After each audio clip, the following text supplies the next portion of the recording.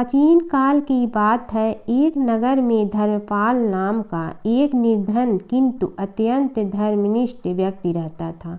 वह न तो अधिक पूजा पाठ जानता था और न ही उसके पास धन था, परंतु उसके हृदय में भगवान विष्णु के प्रति अपार श्रद्धा थी। प्रतिदिन प्रातः स्नान कर भगवान विष्णु का स्मरण करता और तुलसी दल अर्पित करता। तब भी वह हरि नाम का जाप करता रहता। एक दिन किसी कारणवश वह पूजा न कर सका। मन में ग्लानि हुई और रात को उसने भगवान विष्णु से क्षमा याचना की। उसी रात उसे स्वप्न में विष्णु ने दर्शन दिए और कहा, हे भक्त, जो भी व्यक्ति श्रद्धा से मेरा स्मरण करता है, मैं उसके सभी पाप हर लेता हूँ। भक्ति में विधि नहीं, भाव प्रधान होता है। कुछ समय बाद धर्मपाल के जीवन की सभी कठिनाइयाँ दूर हो गई। उसके घर में सुख शांति और समृद्धि आ गई। अंत समय में उसे वैकुंठ लोक की प्राप्ति हुई। विष्णु भगवान की कथा। एक नगर में एक सेठ व एक सेठानी रहते थे और सेठानी रोज विष्णु भगवान की पूजा करती थी। सेठ को उसका पूजा करना बिल्कुल अच्छा नहीं लगता था। इसी वजह से एक दिन सेठ ने सेठानी को घर से निकाल दिया। घर से निकलने पर वह जंगल की ओर गई तो देखा 4 आदमी मिट्टी खोदने का काम कर रहे थे। उसने कहा कि मुझे नौकरी पर रख लो।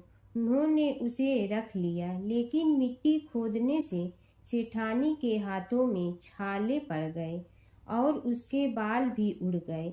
वह आदमी कहते हैं कि बहन, लगता है तुम किसी अच्छे घर की महिला हो।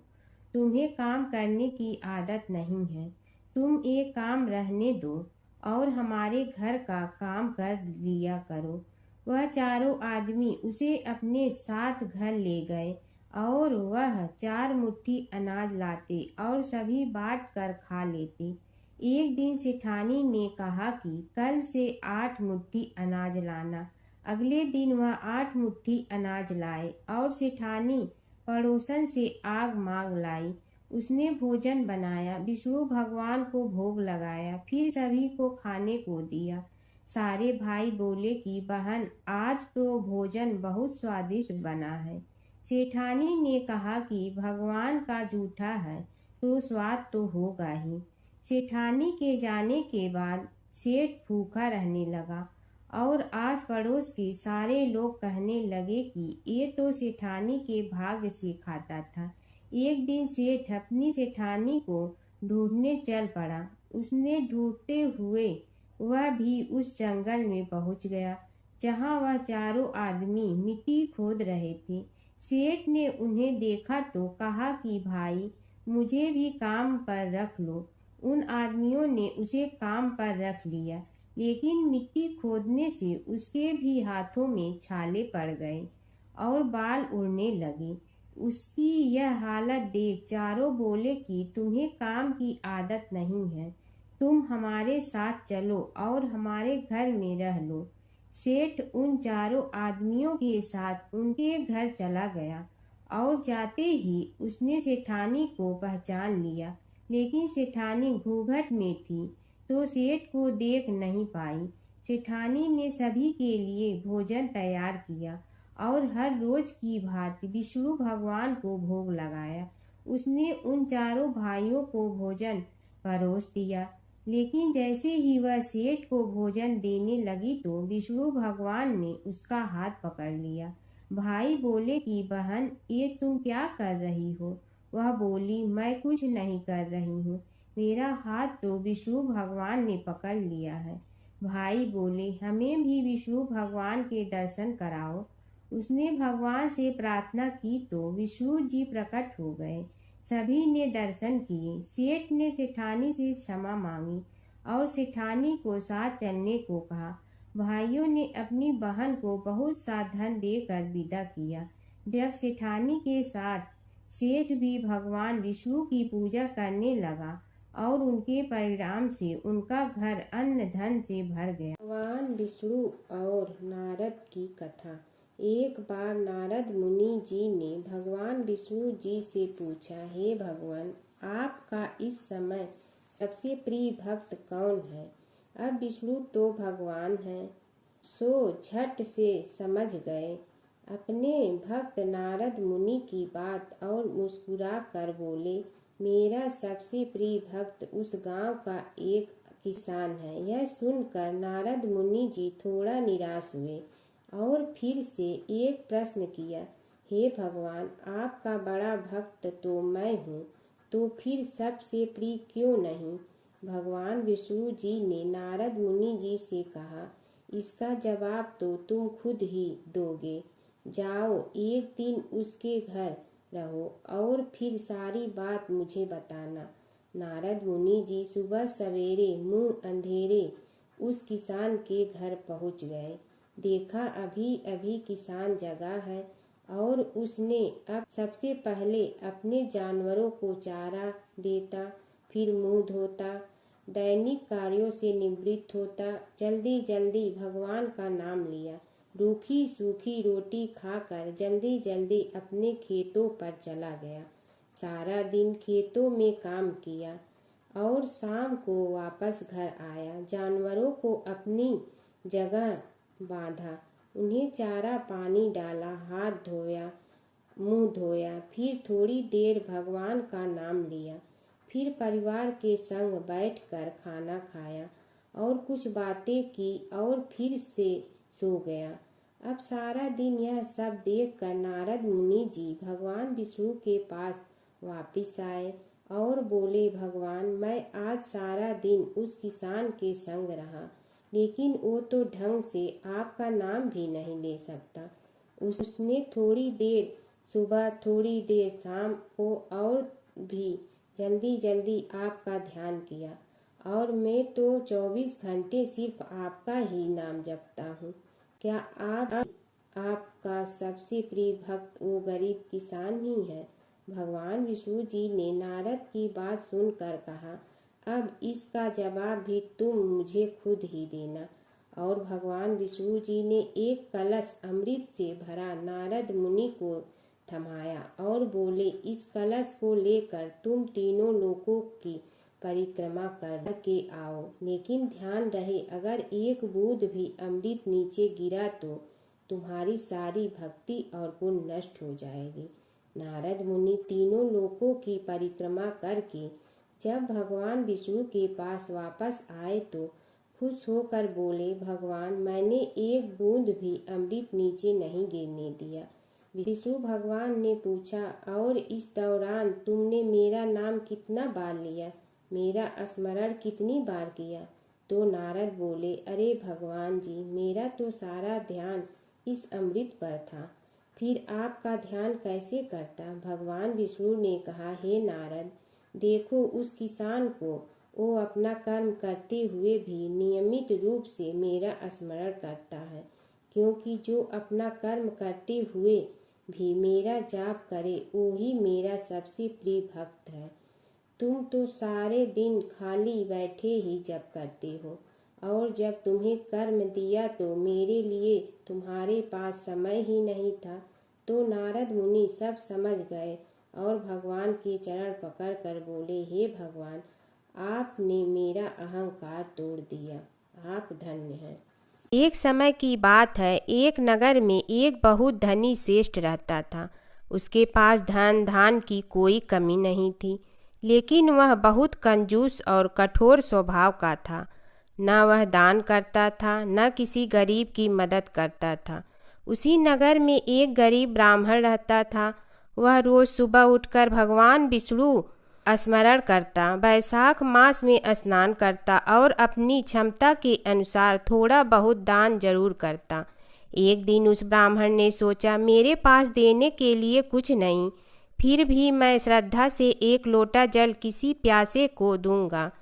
वह प्रतिदिन नदी से जल भरकर रास्ते में आने जाने वालों को पिलाने लगा।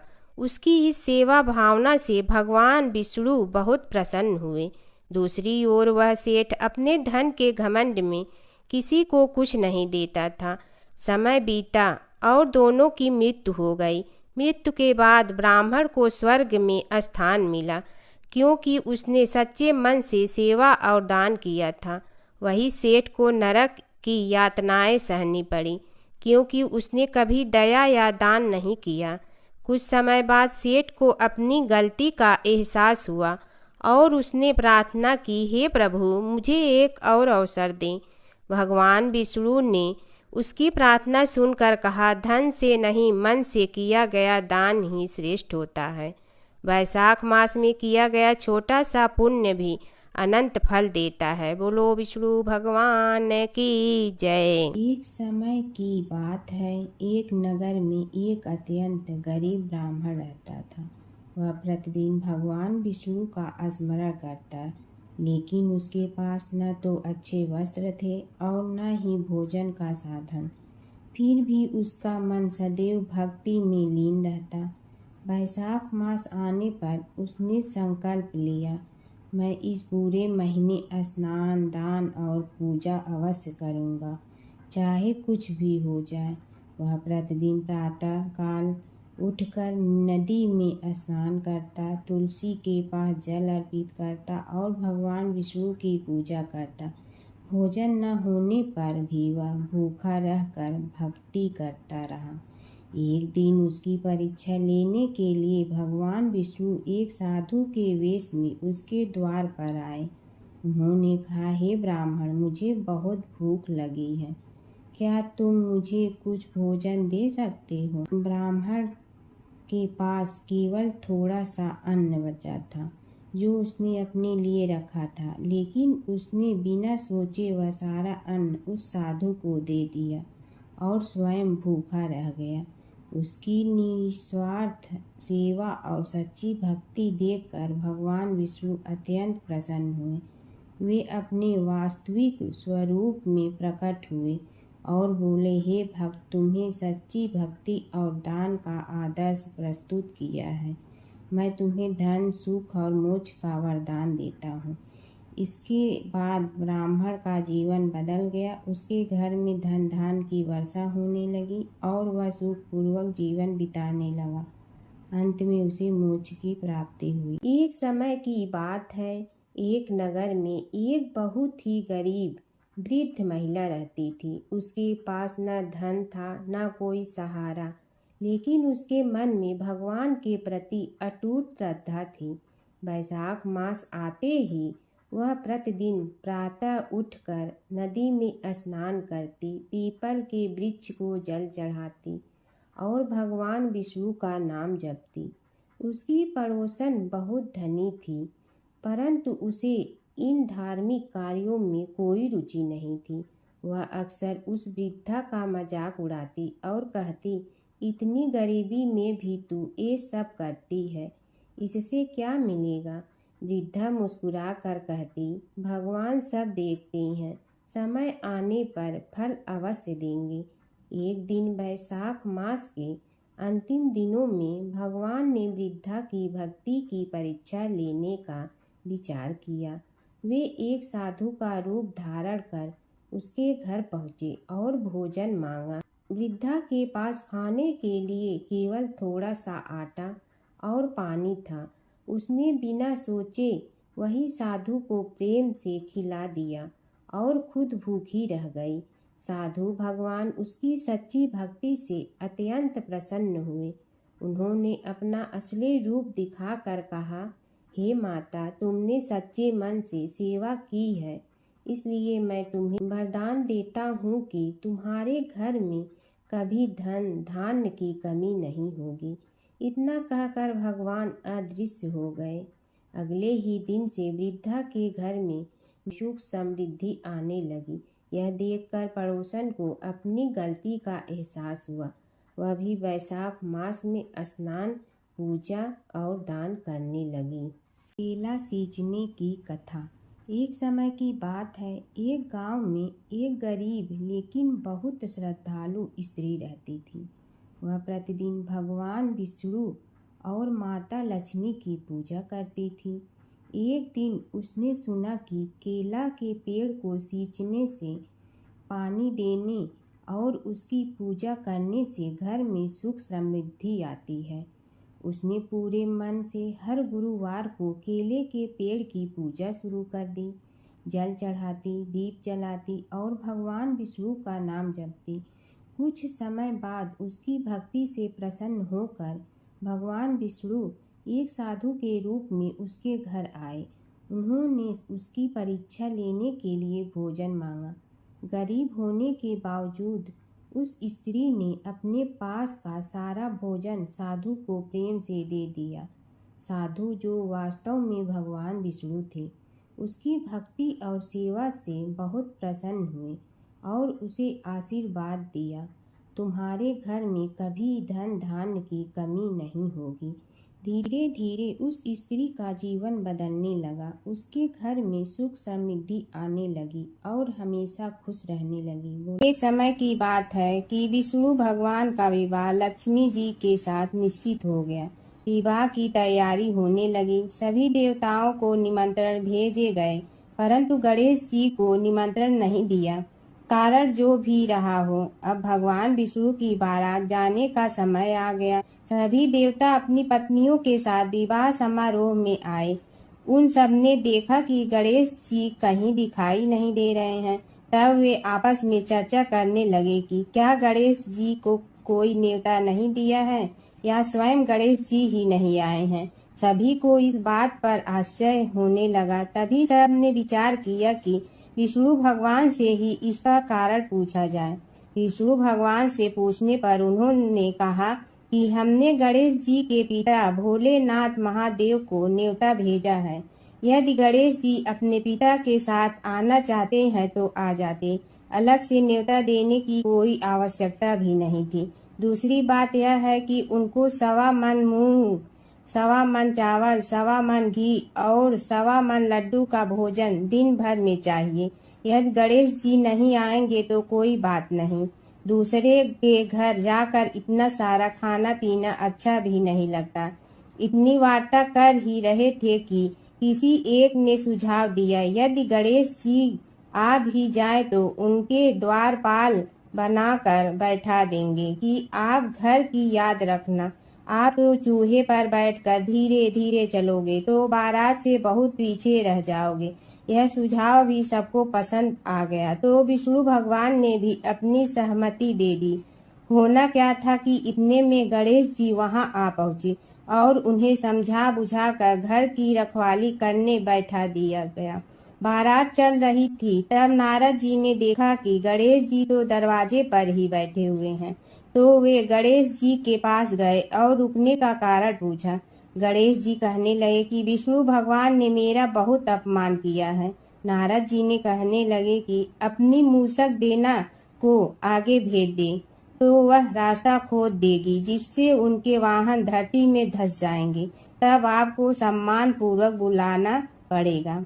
अब तो गणेश जी ने अपनी मूसक सेना जल्दी से आगे भेज दी और सेना ने जमीन पोली कर दी। जब बारात वहां से निकली तो रथों के पहिए धरती में धंस गए।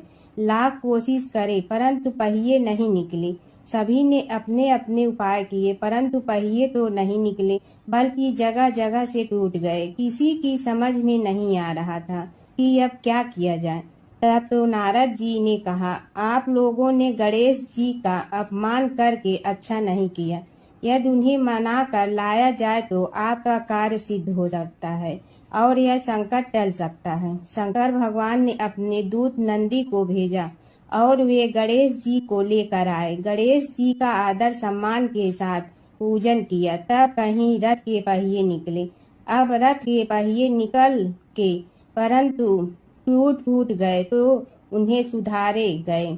पास के खेत में खाती काम कर रहा था, उसे बुलाया गया। खाती अपना कार्य करने के पहले श्री गणेशाय नमः कहकर गणेश जी की वंदना मन ही मन करने लगा। देखते ही देखते खाती ने सभी पहियों को ठीक कर दिया। तब खाती कहने लगा कि हे देवताओं, आपने सर्वप्रथम गणेश जी को नहीं मनाया होगा और न ही उनकी पूजन की होगी, इसीलिए तो आपके साथ यह संकट आया है। हम तो मूर्ख अज्ञानी हैं, फिर भी पहले गणेश जी को पूजते हैं, उनका ध्यान करते हैं। आप लोग तो देवतागण हैं, फिर भी आप गणेश जी को कैसे भूल गए। अब आप लोग भगवान श्री गणेश जी की जय बोल कर जाएं तो आपके सब काम बन जाएंगे और संकट कट जाएंगे। ऐसा कहते हुए बारात वहां से चल दी और विष्णु भगवान को लक्ष्मी जी के साथ विवाह संपन्न करा के सभी सकुशल घर लौट आए। हे गणेश जी महाराज, आपने विष्णु को जैसे कारज सारियो ऐसे कारज सबको सिद्ध कर जो। बोलो गजानन भगवान की जय। तुलसी माता की कथा।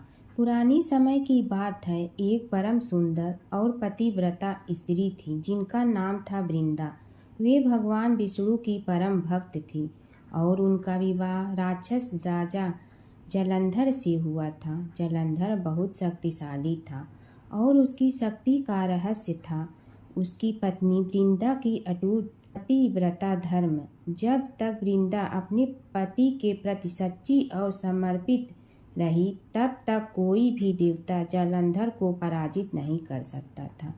देवताओं ने कई बार प्रयास किया लेकिन जलंधर अजेय रहा। तब सभी देवता भगवान विष्णु के पास गए और उनसे सहायता मांगी। भगवान विष्णु ने एक लीला रची। वे जलंधर का रूप धारण करके वृंदा के सामने प्रकट हुए। वृंदा ने उन्हें अपना पति समझकर उनका सत्कार किया, लेकिन जैसे ही वृंदा को सच्चाई का पता चला उनका पतिव्रता धर्म भंग हो गया। उसी क्षण देवताओं ने जलंधर का वध कर दिया। जब वृंदा को यह ज्ञात हुआ कि यह सब भगवान विष्णु की लीला थी तो वे बहुत दुखी हुई और उन्होंने भगवान विष्णु को श्राप दिया कि वे पत्थर बन जाएं। उसी श्राप के कारण भगवान विष्णु शालिग्राम पत्थर के रूप में प्रकट हुए। इसके बाद वृंदा ने अपने प्राण त्याग दिए। उनके शरीर से एक पवित्र पौधा उत्पन्न हुआ जिसे आज हम तुलसी के नाम से जानते हैं। तभी से तुलसी को देवी का रूप माना जाता है और उनकी पूजा की जाती है। तुलसी माता को घर में रखने से सुख समृद्धि आती है। भगवान विष्णु को तुलसी अत्यंत प्रिय है। बिना तुलसी के भगवान विष्णु की पूजा अधूरी मानी जाती है। सच्ची भक्ति और पतिव्रता धर्म में अपार शक्ति होती है। प्राचीन काल की बात है। नैमिषारण्य क्षेत्र में ऋषि, महर्षि और साधु संतों का समाज जुड़ा था। उसमें श्री सूत जी भी विद्यमान थे। शौनक जी ने उनकी सेवा में उपस्थित होकर निवेदन किया कि हे अज्ञान रूप घोर तिमिर को नष्ट करने में करोड़ों सूर्यों के समान प्रकाशमान श्री सूत जी हमारे कानों के लिए अमृत के समान जीवन प्रदान करने वाले कथा तत्व का वर्णन कीजिए। हे सूत जी, हमारे हृदयों में ज्ञान के प्रकाश की वृद्धि तथा भक्ति, वैराग्य और विवेक की उत्पत्ति जिस कथा से हो सकती हो वह हमारे प्रति कहने की कृपा कीजिए। शौनक जी की जिज्ञासा से सूत जी बड़े प्रसन्न हुए। पुरातन इतिहासों के स्मरण से उनका शरीर पुलकायमान हो रहा था।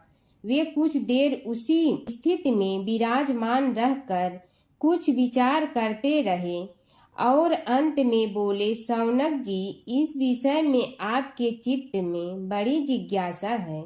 आप धन्य हैं जो सदैव ज्ञान की प्राप्ति में तत्पर रहते हुए विभिन्न पुराण कथाओं की जिज्ञासा रखते हैं।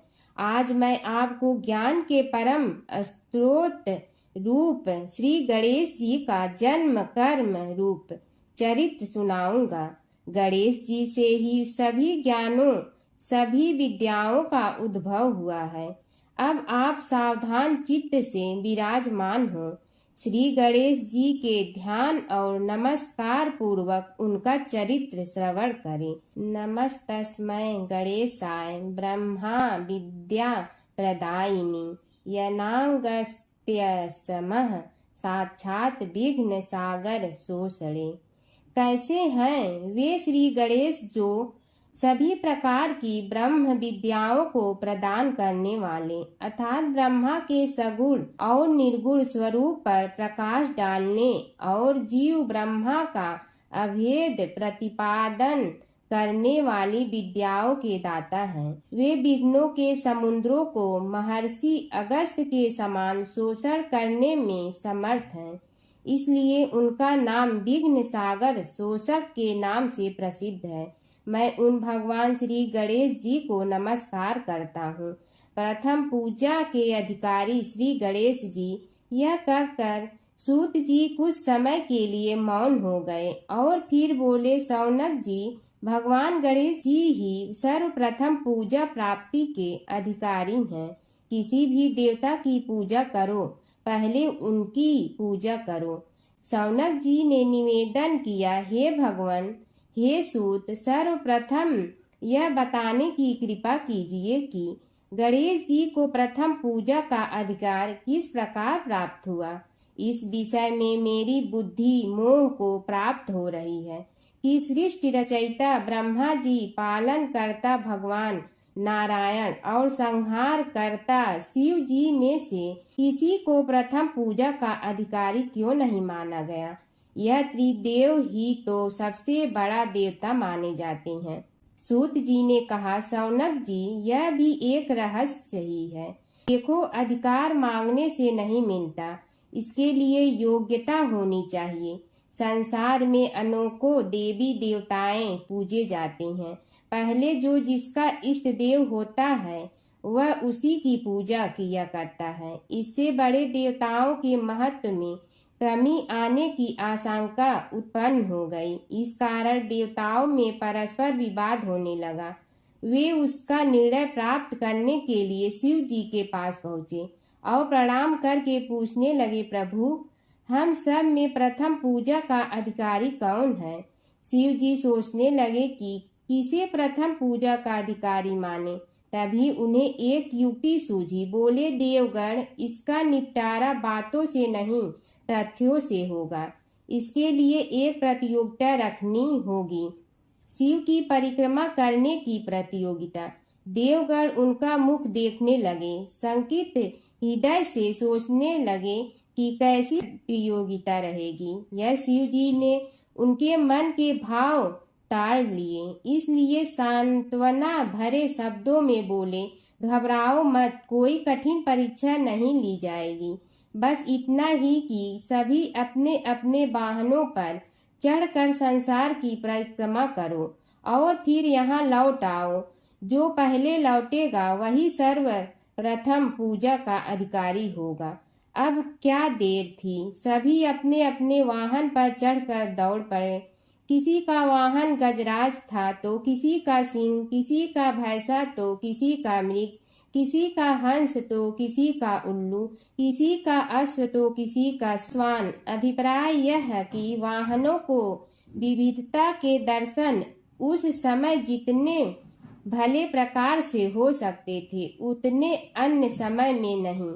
सबसे गया बीता वाहन गणेश जी का था मूषक, उससे चूहा भी कहते हैं। ऐसे वाहन के बल भरोसे इस प्रतियोगिता में सफल होना तो क्या, सम्मिलित होना भी हास्यास्पद है।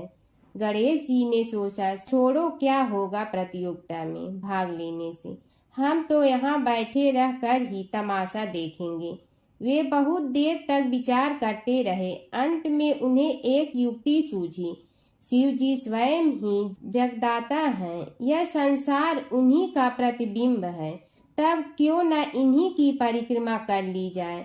इनकी परिक्रमा करने से ही संसार की परिक्रमा हो जाएगी। ऐसा निश्चय कर उन्होंने मूषक पर चढ़कर शिव जी की परिक्रमा की और उनके समक्ष जा पहुँचे। शिव जी ने कहा, तुमने परिक्रमा पूर्ण कर ली। उन्होंने उत्तर दिया, जी हाँ। शिव जी सोचने लगे कि इसे तो यहीं घूमते हुए देखा, फिर परिक्रमा कैसे कराया। देवताओं का परिक्रमा करके लौटना आरंभ हुआ और उन्होंने गणेश जी को वहां बैठे देखा तो माथा ठनक गया। फिर भी साहस करके बोले, अरे तुम विश्व की परिक्रमा के लिए नहीं गए। गणेश जी ने कहा, अरे मैं कब का यहाँ आ गया। देवता बोले, तुम्हें तो कहीं भी नहीं देखा। गणेश जी ने उत्तर दिया, देखते कहाँ से, समस्त संसार शिव जी में विद्यमान है। इनकी परिक्रमा करने से ही संसार की परिक्रमा पूर्ण हो गई।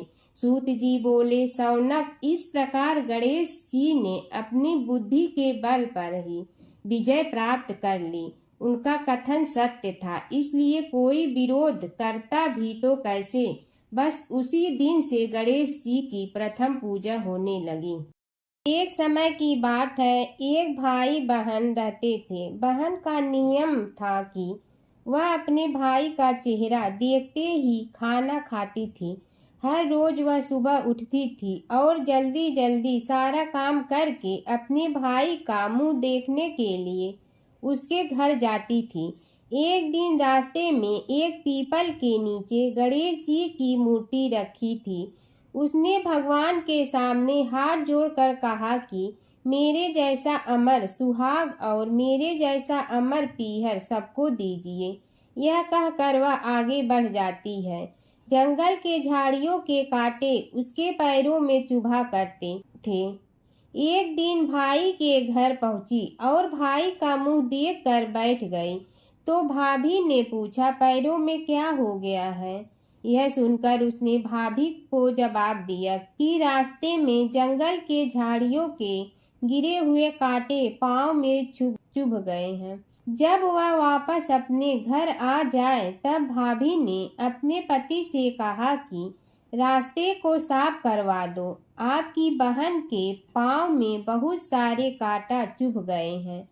भाई ने तब कुल्हाड़ी लेकर सारी झाड़ियों को काटकर रास्ता साफ कर दिया, जिससे गणेश जी का स्थान भी वहां से हट गया। यह देखकर भगवान गुस्सा हो गए और उसके भाई के प्राण हर लिए। लोग अंतिम संस्कार के लिए जब भाई को ले जा रहे थे तब उसकी भाभी रोते हुए लोगों से कही, थोड़ी देर रुक जाओ, उसकी बहन आने वाली है। वह अपने भाई का मुंह देखे बिना नहीं रह सकती है, उसका यह नियम है। तब लोगों ने कहा, आज तो देख लेगी पर कल कैसे देखेगी। रोज दिन की तरह बहन अपने भाई का मुंह देखने के लिए जंगल में निकली। तब जंगल में उसने देखा कि सारा रास्ता साफ किया हुआ है। जब वह आगे बढ़ी तो उसने देखा कि सिद्धि विनायक को भी वहां से हटा दिया गया है। तब उसने जाने से पहले गणेश जी को एक अच्छे स्थान पर रखकर उन्हें स्थान दिया और हाथ जोड़कर बोली, भगवान, मेरे जैसा अमर सुहाग और मेरे जैसा अमर पीहर सबको देना। और फिर बोलकर आगे निकल गई। भगवान सोचने लगे, अगर इसकी नहीं सुनी तो हमें कौन मानेगा, हमें कौन पूजेगा। तब सिद्धि विनायक ने उसे आवाज दी, बेटी, इस खेजड़ी की 7 पत्तियां लेकर जा और उसे कच्चे दूध में धोकर भाई के ऊपर छींटा मार देना, वह उठकर बैठ जाएगा। यह सुनकर जब पीछे मुड़ी तो वहां कोई नहीं था। फिर वह यह सोचने लगी कि ठीक है, जैसा सुना वैसा कर लेती हूँ। फिर वह 7 खेजड़ी की पत्तियां लेकर अपने भाई के घर पहुंची। उसने देखा वहां कई लोग बैठे हुए हैं। भाभी बैठी रो रही है और भाई की लाश रखी है। तब उसने पत्तियों को बताए हुए नियम के तहत भाई के ऊपर इस्तेमाल किया। तब भाई उठकर बैठ गया। भाई बोला बहन से, मुझे बहुत ही गहरी नींद आ गई थी। तब बहन बोली, यह नींद किसी दुश्मन को भी न आए, और उसने सारी बात अपने भाई को बता दी। गणेश और बुढ़िया माई की कथा। एक बुढ़िया थी, वह बहुत ही गरीब और दृष्टिहीन थी। उसके एक बेटा और बहू थी। वह बुढ़िया सदैव गणेश जी की पूजा किया करती थी। एक दिन गणेश जी प्रकट होकर उस बुढ़िया से बोले, बुढ़िया माँ, तू जो चाहे सो मांग ले। बुढ़िया बोली, मुझे तो मांगना नहीं आता, कैसे और क्या मांगूं। तब गणेश जी बोले, अपने बहू बेटे से पूछ कर मांग ले। तब बुढ़िया ने अपने बेटे से कहा, गणेश जी कहते हैं तू कुछ मांग ले, बता मैं क्या मांगूं। पुत्र ने कहा, माँ तू धन मांग ले। बहू से पूछा तो बहू ने कहा, नाती मांग ले। तब बुढ़िया ने सोचा कि ये तो अपने अपने मतलब की बात कर रहे हैं। अतः उस बुढ़िया ने पड़ोसन से पूछा तो उन्होंने कहा, बुढ़िया तू तो थोड़े दिन जियोगी, क्यों तू धन मांगो और क्यों नाती मांगे। तू तो अपनी आँखों की रोशनी मांग ले, जिससे तेरी जिंदगी आराम से कट जाए। इस पर बुढ़िया बोली, यदि आप प्रसन्न हैं तो मुझे 9 करोड़ की माया दे, निरोगी काया दे, अमर सुहाग दे, आँखों की रोशनी दे, नाती दे, पोता दे और सब परिवार को सुख दे और अंत में मोक्ष दे। यह सुनकर तब गणेश जी बोले, बुढ़िया माँ, तुमने तो हमें ठग लिया। फिर भी जो तूने मांगा है वचन के अनुसार सब तुझे मिलेगा। और यह कहकर गणेश जी अंतर ध्यान हो गए।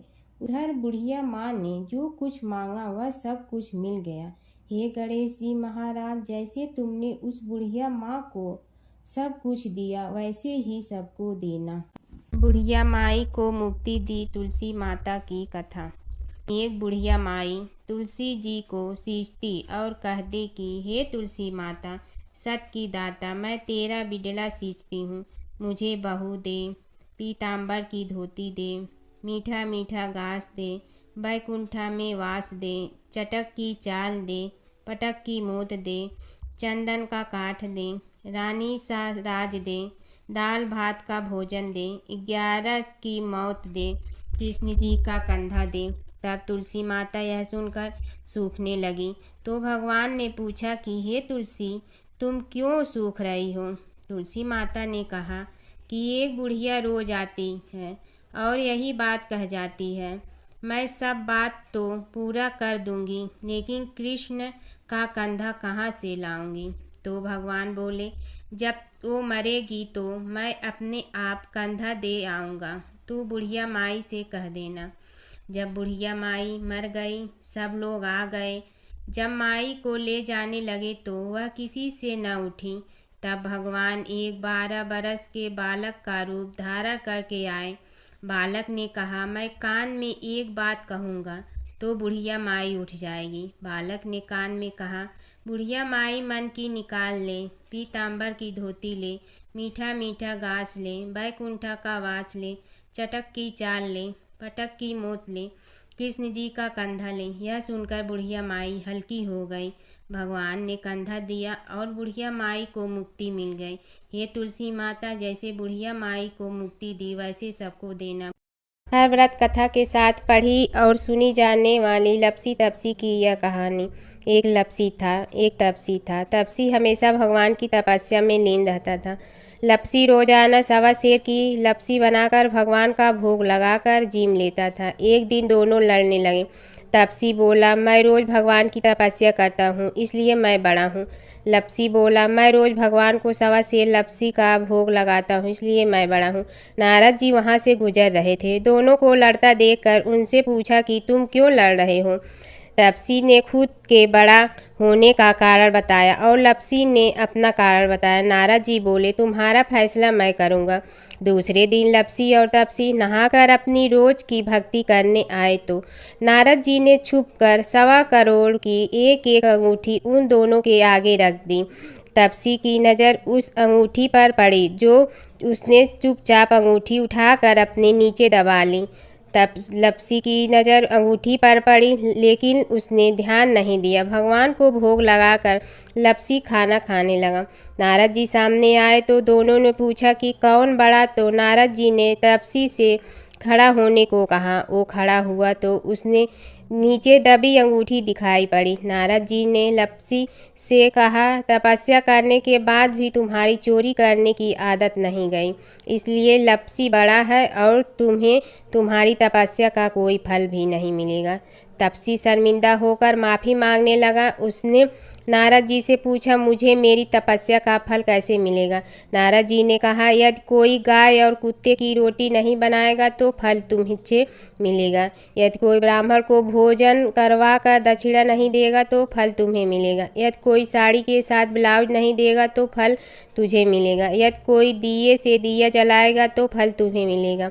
यदि कोई सारी कहानी सुने लेकिन तुम्हारी कहानी नहीं सुने तो फल तुझे मिलेगा। उसी दिन से हर व्रत कथा कहानी के साथ लपसी तपसी की कहानी भी सुनी और कही जाती है। ओम जय जगदीश हरे स्वामी जय जगदीश हरे, भक्त जनों के संकट क्षण में दूर करे। ओम जय जगदीश हरे, जो ध्यावे फल पावे दुख बिन दे मन का, सुख संपत्ति घर आवे कष्ट मिटे तन का।